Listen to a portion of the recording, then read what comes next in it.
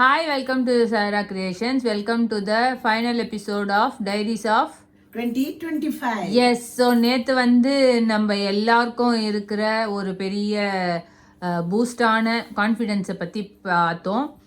இன்னைக்கான டாபிக் வந்து எப்படி நம்ம கொண்டு போகிறோம் எபிசோட் அப்படின்னா, எங்கள் அம்மா வந்து what she faced in this entire year, அது சொல்கிறதுக்கான காரணங்கள் எப்படி மேப் ஆச்சு அவங்களோட கான்ஃபிடென்ஸ் கிராஃபோட, இத்தனை எபிசோட்ஸுக்கும் என்ன மூலாதாரமான கான்ஃபிடென்ஸு, அது எப்படி லூஸ் ஆச்சு, அது எப்படி கெயின் பண்ணிட்டாங்களா பண்ணலையா இல்லை பண்ணிகிட்ருக்காங்களா அப்படின்றத வந்து ஷேர் பண்ணிக்க போகிறாங்க. அப்பார்ட் ஃப்ரம் தட் நியூ இயர்க்கான மெசேஜ் என்ன சொல்ல வராங்கன்றது சர்ப்ரைஸு. ஸோ வாங்க வீடியோக்குள்ளே போகலாம். ஹாய்மா. நமஸ்காரம். நான் Sornalatha Sriraman. This is the final episode of My Diary 2025. So இது நேற்று சொன்ன டாப்பிக்கினுடைய கம்ப்ளீஷன் தான் இது. That is self confidence. During our என்னுடைய பீரியடில், that is up to my retirement, நிறைய நம்ம சேலஞ்சஸ் பார்த்தாச்சு. நிறைய ரிஸ்க் சூழ்நிலையிலையும் how we took decision and made it success எல்லாம் பார்த்து என்னாச்சுன்னா கான்ஃபிடென்ஸ் லெவல் வந்து நல்ல ஒரு எனர்ஜி கொடுத்து அப்படியே ஸ்டெடியாக போயிட்டே இருந்தது. இருந்துட்டு சரி, இதுக்கு மேலே நம்ம அச்சீவ் பண்ணிக்கிறது ஒன்றும் இல்லை, இனிமேல் நம்ம இதே கான்ஃபிடென்ஸை நம்ம சஸ்டெயின் பண்ணிக்கலான்னு யோசனை பண்ணின்னு வீட்டில் உட்காந்த அப்புறமா தான் தெரியுது, நம்ம எந்த ஒரு இம்பார்ட்டன்ஸும் இல்லை, எந்த ஒரு சேலஞ்சிங்கும் இல்லைன்னும் பொழுது காற்று இறக்கின பலூன் மாதிரி அப்படியே இறங்கிடுது. இதுதான் டிஃபைன் பண்ணவே முடியல. எங்கே பலூனில் எங்கே காற்று இறங்குதுன்னு நம்மளால் கண்டுபிடிக்க முடியாது. அது மாதிரி நம்ம வந்து why we are losing our கான்ஃபிடென்ஸ்னா என்னால் ஃப்ரேம் பண்ண முடியல. ஸோ இது அப்படியெல்லாம் பார்க்கும்போது இந்த டைரியை நான் திருப்பி பார்க்கும் பொழுது ஒரு சில பாயிண்ட்ஸ் எனக்கு கிடைச்சிது. அந்த பாயிண்ட்ஸ் எல்லாம் தான் நான் இந்த நாளாக சொன்னது. அதெல்லாம் தான் ஹைலைட்ஸ்.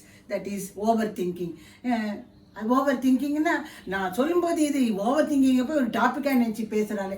என்ன மாதிரி ஓவர் திங்கிங் இருக்குவாளுக்கு எஸ், ஆண்டி சொல்றது கரெக்டு தான், மாமி சொல்றது கரெக்டு தான், ஓவர் திங்கிங்னால தான் இந்த நடந்தது, இந்த சூழ்நிலை நமக்கு வந்ததுன்னு ஒருத்தருக்கு ஒரு சூழ்நிலை வந்திருக்கும். எனக்கு வந்தது தான் உங்களுக்கு வரணும்னு கிடையாது. ஸோ அதை பார்க்கும்போது எனக்கு கான்ஃபிடென்ஸ் லூஸ் ஆச்சு. தென் இன்டர்ஃபியரன்ஸ்ன்றது இத்தனை நாளாக நம்மளையே சொல்லி நம்ம இன்ஸ்ட்ரக்ஷன்ஸில் பண்ண இன்ஸ்ட்ரக்ஷனை டாமினேட்டிங்கே கிடையாது. மியூச்சுவலாக இருந்த போது கூட சஜஷன் கொடுத்தது வந்து வேலிடாக எடுத்துட்ட பசங்க க்ரோ ஆனான்றது என் மண்டைக்கு எத்தலை. அதுதான் மெயின் ரீசன். அவங்களுக்கு நம்மளோட படிச்சிருக்காங்க, அவங்களுக்கு டிசிஷன் மேக்கிங் இருக்குது, நம்மளோட நன்னா பண்ணுவான்றது என் மண்டைக்கு எட்டாததுனால இன்டர்ஃபியரன்ஸ், அதுவும் தப்பு. ஸோ அதையும் குறைச்சிண்டது. அப்புறம் டாக்கிங்ன்றது இது வந்து நான் கொஞ்சம் டாக்கட்டிவ்னா பழைய கதையை எனக்கு வந்து என் 2ஆம் கிளாஸே எனக்கு ஞாபகம் இருக்குது. நான் எத்தனை தடவை சொல்கிறது, ஆனால் சொல்லி எனக்கு புதுசாக எங்கள் அப்பா கிட்டே இருக்கிற குவாலிட்டி மாதிரி I want to tell the same story with same words number of times. ஆனால் who will listen to my stories? So அதுவும் என்னை வந்து டிசப்பாயிண்ட் பண்ணிது. ஏன்னா நீங்களே பாருங்களேன், நம்ம வந்து பழைய கதையை சொல்லும்பொழுது we will go back to our childhood. அந்த சைல்ட்ஹுட் யோசிக்கும் பொழுதே ஒரு ஹாப்பினஸ் வரும். ஸோ அந்த ஹாப்பினஸை நான் தொலைச்சிட்டேன். That is making me to lose my confidence. That is also one of the reasons. There is nobody to listen my storytelling, in fact. அதனால் அதுலேயும் கான்ஃபிடென்ஸ். இதெல்லாம் நான் டைரி பார்த்து எதனாலெல்லாம் நான் லூஸ் பண்ணேன் அப்படின்றது கண்டுபிடிச்சிட்டு இப்போ ஓகே, இது நான் என்னெல்லாம் பண்ணேன் பாருங்கள், ஓவர் கம் பண்ணேன் பார்த்தங்களா. தட் இஸ் ஒரு எபிசோடுக்கும் செகண்ட் பார்ட்டு அதில் எல்லாம் பண்ணிட்டு இப்போது நான் வந்து மேலே பீக்கில் இல்லை, கிராஃபில் மிடில் இருக்கேன். பட் அது I am trying to sustain my self confidence. ஏன்னா health is very important to maintain our mind health. Not only mind health, physical health also. இல்லை, இதனால வர்றது மைண்ட் ஹெல்த். ஆமாம், அதனால அந்த ஹெல்த்தும் வந்து யூ ஷுட் மெயின்டைன் ப்ராப்பர்லின்ற. ஆமா, ஹெல்த் நன்னா இருக்கு, உங்களுக்கு எல்லாருக்குமே செல்ஃப் கான்ஃபிடன்ஸ் இருக்குன்னு சொல்ல முடியாது. Mind should have the balanced confidence. Then only we can act. ஏன்னா மைண்ட் வந்து மொரோஸாக இருந்ததுன்னா நம்ம பாடி சொல்லும், நம்ம ஃபேஸ் சொல்லும், நம்மளுடைய ஆக்ஷன் சொல்லும் that we are not confident. பார்க்கும்போதே சொல்லிடலாம், என்ன இவ்வளோ டிமிடாக இருக்கான, அவனோடலாம் நம்ம பேசணுன்னே கிடையாது. அது மாதிரி நம்ம கான்ஃபிடென்ஸை லூஸ் பண்ணாமல் இருந்தோம்னா தான் நம்மளால சந்தோஷமாக இல்லைன்னாலும் நம்ம வந்து ஒரு செல்ஃப் சாட்டிஸ்ஃபேக்ஷனோட we can live our life till our last breath. Okay, super. கரெக்டாக சொன்னம்மா. இப்படி தான் வந்து நீட்டாக ஒரு அளவுக்கு மெசேஜ் இருந்த மாதிரி நம்மளோட டைரிஸ்லேருந்து கண்டிப்பாக என்னெல்லாம் பாயிண்ட்ஸ் எல்லாம் எடுத்துட்டு நம்ம என்ன சேஞ்ச் பண்ணிக்கலாம் அப்படின்றத நம்ம ஒரு இம்பார்ட்டன்ட் பாயிண்ட் லிஸ்ட்ல சொல்லி you concluded what affected your major thing that is confidence. வந்து இது எல்லா லாஸ்ட் எபிசோட்ஸில் என்னெல்லாம் இருந்ததோ அதெல்லாம் உன்னோட கான்ஃபிடன்ஸ் லெவலை கண்டிப்பாக ஷேக் பண்ணிட்டு அதனால தான் வந்து இந்த எபிசோட்ஸ் லெவல் போட்டிருக்கோம். ஓகே, ஸோ இப்போ வந்து அடுத்த கொஷின் உனக்கு வருது, பெரிய கொஷின் உனக்கு வருது. ஸோ என்ன மெசேஜ் ஒன் ஏஜ்ல இருக்கிற வாழ்க்கோ இல்லை அதாவது புதுசாக கல்யாணம் ஆனவா மாதிரி புதுசாக ரிட்டையர் ஆனவா இருப்பா இல்லையா, அவளுக்கெல்லாம் வந்து என்ன மைண்ட் செட்டில் இருக்கணும் அப்படின்றத நீ என்ன சொல்ல விரும்புகிற?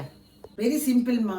என்ன மாதிரி ஓல்டாக இருக்கிறவங்கெல்லாம் சின்னவங்களுக்கு வந்து என்ன சப்போஸ் அவங்க எதனா பண்ணும்பொழுது உங்களோட சஜஷனை மனசுக்குள்ளேயே வச்சுருந்து கஷ்டப்படாமல் பாலிஷ்டு வேல இது நீ பண்ணால் நல்லா இருக்கும் அப்படின்னு எதில் தலையிடணுமோ அதில் தலையிட்டு சொல்லும் பொழுது நம்மளும் நம்ம எக்ஸ்பீரியன்ஸை வச்சுட்டு நம்மளும் அவங்களுக்கு சஜஷன் கொடுக்கலாம். At the same time okay நம்ம what we want we expect to our children அப்படின்றத நம்மளுக்கும் செல்ஃப் சாட்டிஸ்ஃபேக்ஷன் இருக்கும். அது ஒரு மெயின் பாயிண்ட்டு. ரெண்டாவது வந்து நம்மளுடைய ஃபுட்டை வந்து ஒழுங்காக கண்டதும் சாப்பிடாத, கண்ட நேரத்துக்கும் சாப்பிடாத, அதை ஒழுங்காக சிஸ்டமேட்டிக்காக சாப்பிட்டுண்டு நல்லா எக்ஸசைஸ் பண்ணிட்டு மினிமம் எக்ஸசைஸ், அதாவது ரூம்குள்ளே கூட நடந்துக்கலாம், 8 போடு 9 போடுன்றாலே அது மாதிரி மினிமமாக நடந்துட்டு நான் சும்மாவே தூங்கிண்டு வேலை இல்லைன்னு சொல்லிட்டு தூங்கிண்டு அதெல்லாம் தேவையே இல்லை. ஃபிசிக்கலாக நம்ம ஃபிட்டாக இருக்கணும்னா we must do our work at the same time we must do some of the household work. சும்மா வந்து வேலைக்காரி இருக்கால அவன் வந்து பண்ணிட்டு போகிறான்னு இல்லாத நம்மளால் முடிஞ்ச உதவியை வீட்டில் நம்ம சின்னவங்களுக்கு நம்ம செய்யணும். நம்ம வந்து பசங்களுக்கு வேலையை கற்றுக் கொடுக்கணும். அதாவது ட்ரெடிஷ்னல் சமையல் எல்லாம் மாறாது, எல்லாமே புக்கு வந்து சொல்லி கொடுக்காது. நம்ம வந்து கண்கணிசத்தில் வருது வந்து புக்கு சொல்லி தராது. அதனால நம்மளுடைய சின்னவங்களுக்கு சமையல் எல்லாம் சொல்லி கொடுக்கறது, எந்த ஆர்ட் நன்னா வருமோ அது சமையல் தான் சொல்லி தரணும்னு இல்லை, anything we can teach them. அந்த மாதிரி நம்ம எக்ஸிஸ்டன்ஸை வந்து அவங்களுக்கு வந்து போர் அடிக்காமல் என்கேஜ் பண்ணணும். இது நான் கொடுக்குற அட்வைஸு. மூணாவது வந்து நம்ம வந்து முடிஞ்ச வரைக்கும் நம்மளை வந்து ஏதோ ஸ்லோகா கிளாஸ்லேயோ இல்லை நம்மளோட ஒரு சுப்ரீம் பவர் இருக்குது அப்படின்னு நம்ம வந்து கடவுளை வந்து நினச்சிருந்த எனி காட் நம்ம நினச்சிருந்த ஒரு ப்ரொடெக்டடாக இருக்குது. அப்படி இருக்கும் பொழுது நமக்கு மைண்ட் லெவலில் ஒரு ப்ரொடெக்ஷன் கிடைக்கிறது. This is my self experience.